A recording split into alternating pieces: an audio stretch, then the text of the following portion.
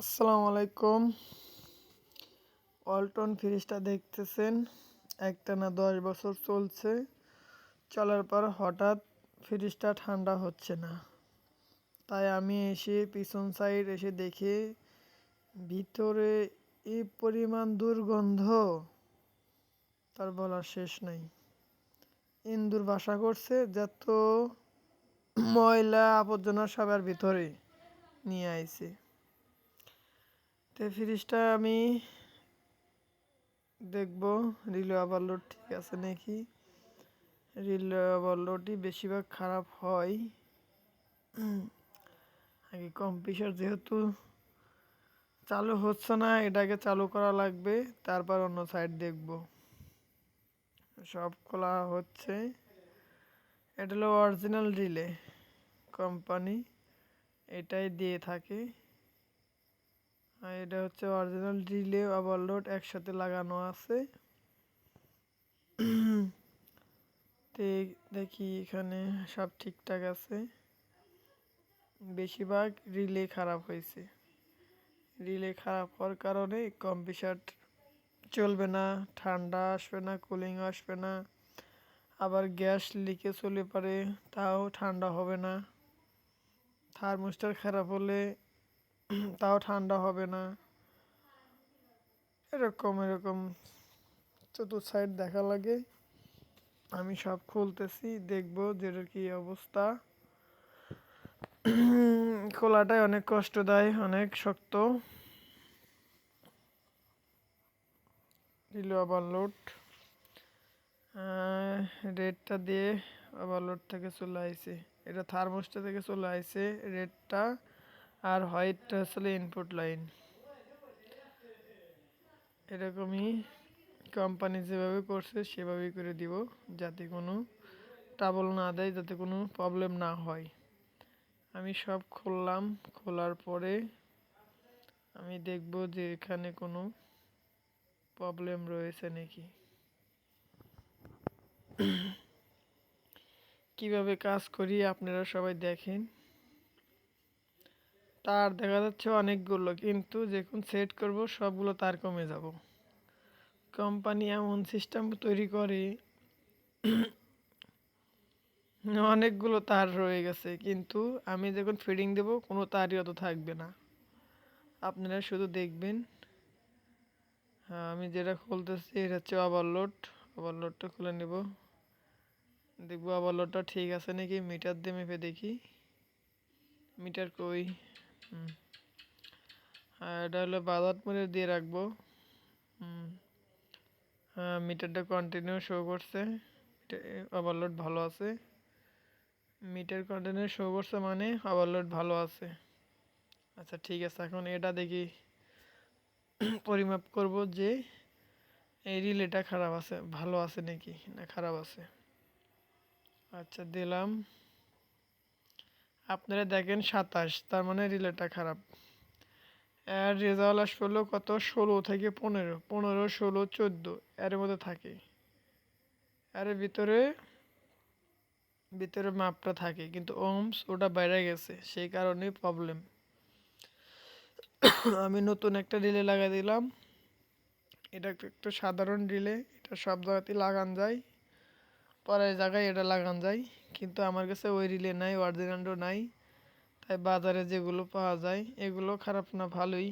তারপরেও আমি দেখতেছি যে সকেট লাগাবো, কিন্তু সকেট লাগতেছে না। কি করব, কিছু করার নাই, সবগুলোই কেটে দেওয়া লাগতেছে, কারণ এর সাথে ওটা পড়বে না। এই সকেটটা এটা হচ্ছে চাপা, আর ওই রিলের এই হচ্ছে ওটা একটু ওষার, সেই কারণে ওটার ভিতরে যাবে না। তাই আমি সবগুলো কেটে দিয়ে তার পেঁয়াজ দিয়ে লাগাবো। গ্রামের বাসায় আছি, ফ্রিজের মধ্যে অনেক মাংস টাংস রাখছে, বলতেছে ভাই যেমনি চালু করে দেওয়া লাগবে।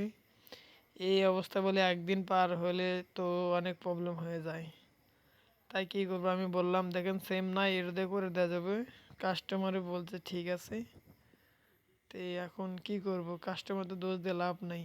এখন আমার কাছে নাই, আমার কাছে এটা আছে, তাই আমি এটা লাগিয়ে দিলাম। এই যে এটা হচ্ছে হলো ইনপুট লাইন 220 ভোল্ট, এটা হচ্ছে হলো 8 3 গ্রাউন্ড লাইন। আর নেগেটিভ লাইন, ওটা পজিটিভ লাইন, এটা হচ্ছিল গ্রাউন্ড লাইন, এটা নেগেটিভ লাইন। এটা হচ্ছে থার্মোস্ট্যাট চলে আসছে। তো আমি সব লাইনগুলো দেখতেছি কোনটা ইনপুট করছে। হ্যাঁ, পজিটিভটা পজিটিভ দিয়ে দিব থার্মোস্টারের সাথে ইনপুট লাইনে দিয়ে দিলাম, এটার কাজ শেষ। আর গ্রাউন্ডের সাথে দিয়ে দিলাম, সব তার কেমন যাবে। আর এদের নেগেটিভ আর এই নেগেটিভ একসাথে জয়েন দিয়ে রিলের একসাথে লেগে দিব। কিন্তু আবার এরকমভাবে রেখে দিলাম। আগে পেঁয়াজ দিয়ে নিয়ে আগে তারকাটা গুছিয়ে নিই, এটা ওভারলোডের সাথে লেগে দিব। এই যে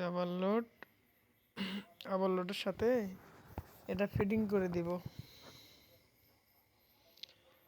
কিভাবে করতেছি আপনারা দেখেন, একবারই সহজ এগুলো কাজ, কিন্তু নিজের একটু বেসিক জানা থাকা লাগবে। কারণ সব সময় ভিডিও দেখে কিন্তু কাজ করা একদমই ঠিক না। নিজের একটু অভিজ্ঞতা থাকা লাগবে যে এই ভোল্টেজটা কোথায় কোথায় ঢুকবে সেটারও কিছু তথ্য থাকা লাগবে। তাই আমি ওভারলোডটারে দিয়ে দিলাম। থার্মোস্ট্যাটে যে লাইন আছে, থার্মোস্ট্যাট থেকে যে লাইনটা চলে আসে এটা দিয়ে দিলাম। আচ্ছা, দেওয়ার পরে একটু ভালোভাবে টেপ মারা দেওয়া লাগবে, কারণ সেফটি ফার্স্ট, কোনো দুর্ঘটনা হলে অনেক প্রবলেম হবে। আমি এখানে টেপ ব্যবহার করছি ডিআর, সবচেয়ে ভালো মানের টেপ। ডিআর এবং পাতলা টেপ খুবই ভালো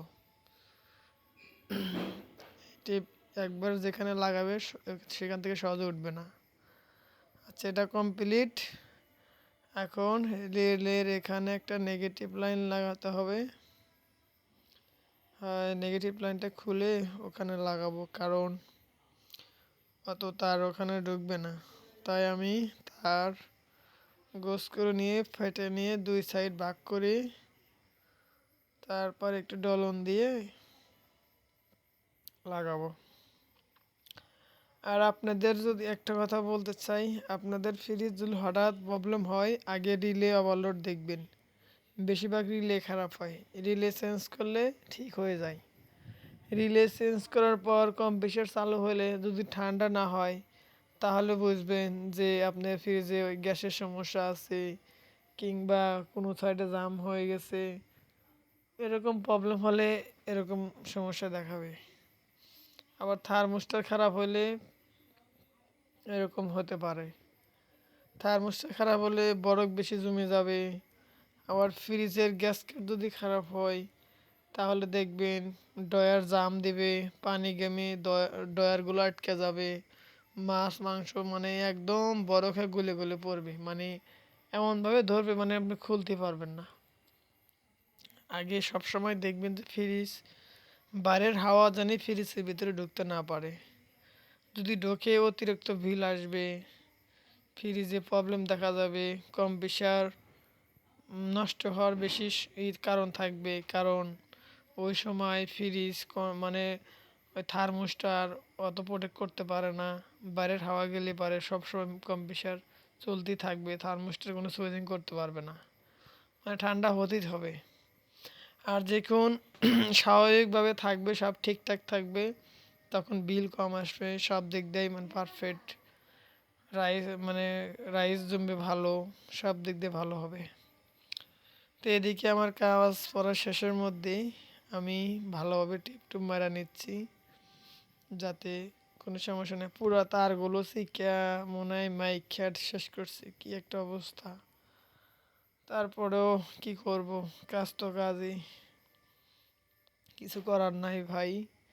দেখেন সামনে, দেখেন কি ময়লা, এগুলো সব মনে হয় ওষুধ টষুধ হাইগিয়া মনে ওখানে রেখে দিছে। কি একটা জায়গায় ফ্রিজ রাখে, কোনো পরিষ্কারও করে না। ক্যাপাসিটার তারের সাথে একই অবস্থা। এখন ক্যাপাসিটারটা লেগে দিব, লাগানোর পর রিল ওভারলোড কম্প্রেসরের সাথে ফিটিং দিলে ইনশাল্লাহ আমার কাজগুলো একটু পরে দেখতে পাবেন যে কীরকম। আর একটা কথা নাই, ফ্রিজে সবসময় যারা অতিরিক্ত অজগবি লোড দিয়ে রাখেন, কোনো সময় অজগবি লোড দিবেন না। ধরেন আপনি কালকে অমুক দিন মানে প্রচুর পরিমাণ জিনিস রাখবেন, আপনি রাতে বেশিরভাগ লোডে দিয়ে রাখবেন। ধরেন কালকে ঈদে চললো, সবাই দেখি কালকে কুরবানি থুয়ে হেরা ফ্রিজে লোড বেড়া দেয়, এরকম দেওয়া ঠিক না। কম প্রেশারের সমস্যা হতে পারে। আমার কাজ শেষের দিকে, এই যে লাইন দিচ্ছি। ওকে, বাই।